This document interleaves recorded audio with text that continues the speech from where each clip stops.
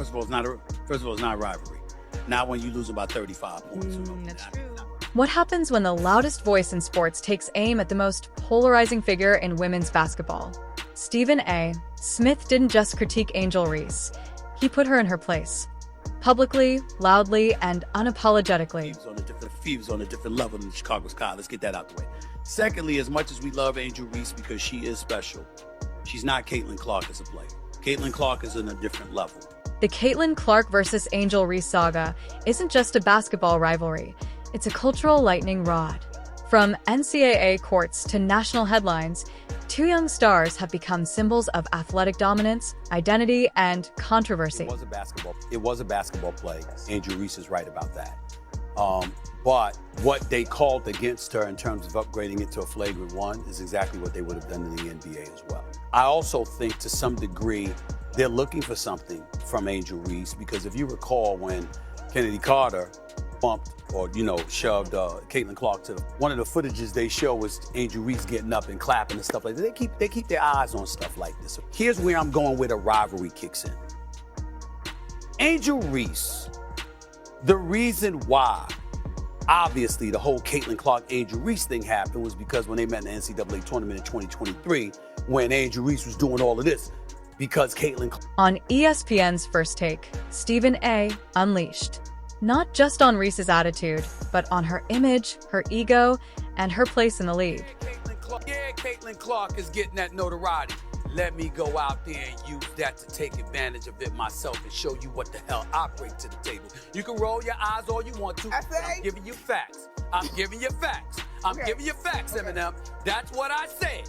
You sat up there and Angel Reese put the female basketball world on notice. Excuse me, I'ma go at her, I'ma take it to that team, I'ma beat them, and I'ma show you I'm just as worthy. But here's the twist. Is this even about Reese and Clark anymore?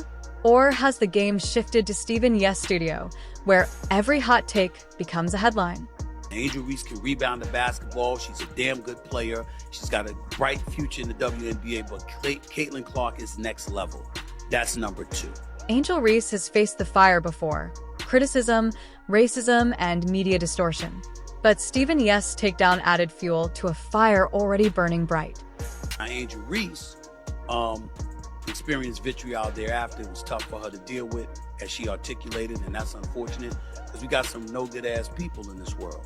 And their definition of happiness is bringing you down to the level of misery they experience. While Angel Reese absorbs criticism, Caitlin Clark is celebrated, hailed as the Steph Curry of women's basketball.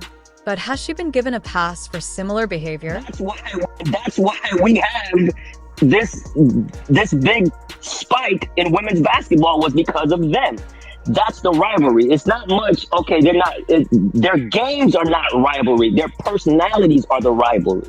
Yeah, and I guess it's not. Yeah. So you're right. So yeah, but that's what it is. It's not that I can have it. That's what it is. Is Stephen A. helping the game or hijacking it? His voice may bring viewers, but it also drowns out the players he claims to uplift. Caitlin Clark and Angel Reese kind of sounds a little bit like the conversation you just had about wanting the spotlight. This is what I said about it, and I love it. I want to see them going at it. I want to see them playing physical. I want to keep this racist crap off the court where it belongs. Some jamoke wants to talk like that, then go home. I don't want to hear it. Beneath the sound bites is a deeper issue: race, image, and who gets to be called competitive versus classless. This isn't just sports. It's America. So that's unfortunate, but in the end, the WNBA is moving upwards. Both of those young ladies are going to be incredible contributors to the product and the brand. As the season unfolds, the real question is, can Angel and Caitlin move beyond the noise? Or will Stephen A. always be the third wheel in this rivalry? Clark's or Angel Reese's popularity in large part is attributed to her behavior towards Caitlin Clark. Because when Caitlin Clark was busy taunting opponents a couple of years back before LSU smacked Iowa around in the national championship game or so, it was Angel Reese that was clapping back at Caitlin Clark. In the end, women's basketball deserves to shine on its own. The athletes are the stars. The court is the stage. And maybe, just maybe, Stephen A. should sit this one out. RG3 had to step in. Good for RG3. He actually said something right here. He said Angel Reese legitimately hates Caitlin Clark. There's no question. Jealousy, envy. Jealousy and envy. Pettiness. Oh, ego. It's jealousy and envy because of ego. Now, I've said this before and I'll say this again. She wanted to be the villain, and then she cried about being the villain. Angel Reese. She wanted to be the sex symbol wearing all these. Ladies and gentlemen, I love Caitlin Clark. She's been a guest on this show. I think she's spectacular. I'm the one that's been calling her the Steph Curry of women's basketball, and she has done nothing to push that back. I mean, this young lady is spectacular. She's been great for women's basketball overall, not just college basketball, but women's basketball. I think she has the potential, when all is said and done, to be arguably the greatest ever, because when you have that kind of range and that kind of handle, and you can pull up from the parking lot like Steph Curry, for crying out loud, I think that's something that you can transition to the next level, and it's going to be spectacular to see, and I can't wait to see it. But here's the reality of the situation. She instigated this kind of stuff. Let's call it what it is. If you believe women's basketball deserves the spotlight without the noise, hit like, drop your take in the comments, and subscribe for more unfiltered WNBA breakdowns. Ladies and gentlemen, I love Caitlin Clark. She's been a guest on this show. I think she's spectacular. I'm the one that's been calling her the Steph Curry of women's basketball, and she has done nothing to push that back. I mean, this young lady is spectacular. She's been great for women's basketball overall, not just college basketball, but women's basketball. I think she has the potential, when all is said and done, to be arguably the greatest ever, because when you have that kind of range and that kind of handle, and you can pull up from the parking lot like Steph Curry, for crying out loud, I think that's something that you can transition to the next level, and it's going to be spectacular to see, and I can't wait to see it. But here's the reality of the situation. She instigated this kind of stuff. Let's call it what it is. She was waving. She was doing the Cena. How about what she did to Raven Johnson? She didn't just go into the lane and not guard her against South Carolina in the national semifinal. She waved her off. She didn't mind being disrespectful. First of all, it's not a rivalry. Not when you lose by 35 points. That quote alone detonated a powder keg. Stephen A. Smith, sports television's thunderous voice of reason, or chaos, has once again hijacked the narrative. This time, it's Angel Reese versus Caitlin Clark, and Stephen A. has something to say. Loudly. And you to love the WNBA and support the WNBA, as we all do. And racial animus exists in this world. And to a lot of white people out there, I've said this on many, many occasions. If you're not one of them no good bastards that would do something like that, feel something like that, say something like that, nobody's talking about you. Don't personalize it and embrace it as if black folks and other folks are lumping you with them. No, we know how to isolate. We know how to look at the Susie Schuster and say she's a wonderful woman. She's straight up. She don't play. She don't tolerate no nonsense. But she's a damn good woman. It all began during the 2023 NCAA championship. Angel Reese of LSU waved her fingers and pointed to her ring finger, mocking Caitlin Clark in front of a national audience. A fiery moment, but one that birthed a rivalry, media war, and now a polarizing debate in the pros. She's not Caitlin Clark as a player. Caitlin Clark is on a different level. Angel Reese fans were furious. Critics called Stephen A. arrogant, dismissive, even sexist. But Smith doubled down, saying the WNBA's surge in viewership is because of Clark. Angel hasn't named Stephen A. directly, but her moves speak louder than his megaphone. On social media, she's clapped back with quotes, emojis, and photos looking completely unbothered. Stephen A. isn't new to controversy. He thrives on it. From his 2015 beef with Kevin Durant to his takedown of Kwame Brown, Smith knows how to weaponize the camera. The truth? Caitlin and Angel may not even hate each other. Their rivalry might be nothing more than media fuel. So, did Stephen A. put Angel Reese in her place, or simply put himself in the spotlight? In the fast-evolving landscape of professional women's basketball, where media narratives often collide with the raw athleticism on the court, a thunderous voice continues to echo louder than buzzer beaters and triple-doubles alike. None other than Stephen A. Smith, the undisputed maestro of sports commentary, whose latest fiery monologue targeting Angel Reese has ignited a national conversation that stretches far beyond the paint and sidelines, positioning him at the volatile intersection of performance, politics, and personality.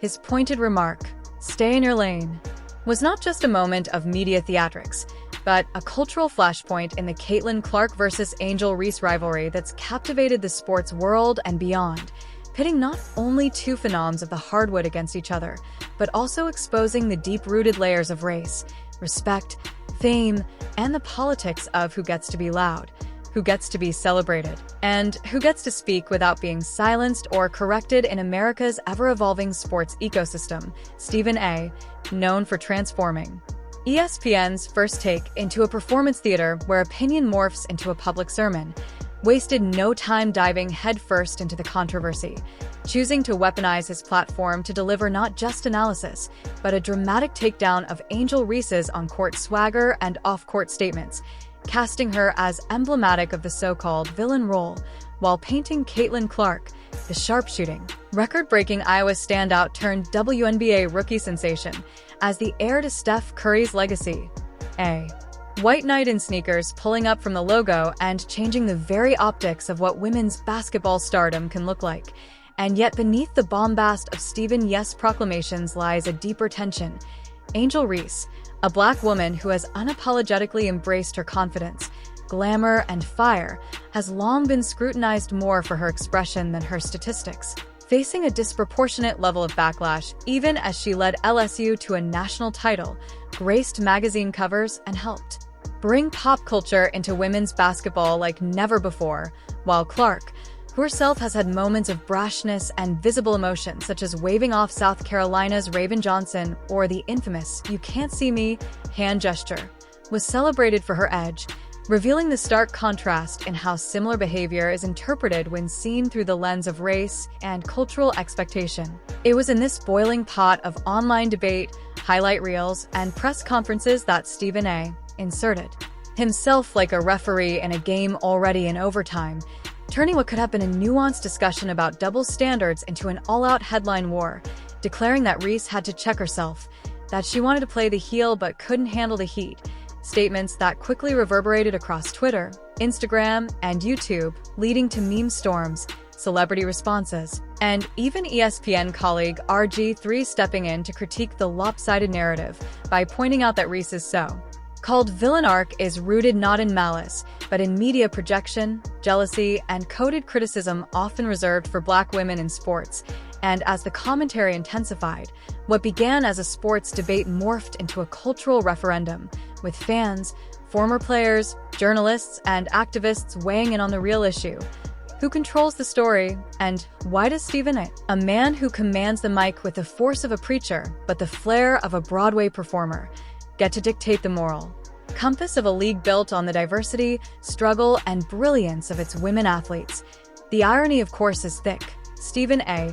sings the praises of Caitlin Clark, calling her the Steph Curry of women's basketball and celebrating her impact on viewership, but fails to afford the same reverence to Reese, despite the fact that it was Reese's trash talk, her unapologetic persona, and her charisma that drove last year's viral NCAA moment and generated record-breaking ratings for the women's title game, a fact that even the WNBA has quietly capitalized on through jersey sales, social media impressions, and the heightened buzz around Clark versus Reese matchups, all of which fuel the league's golden goose drama. And speaking of drama, there's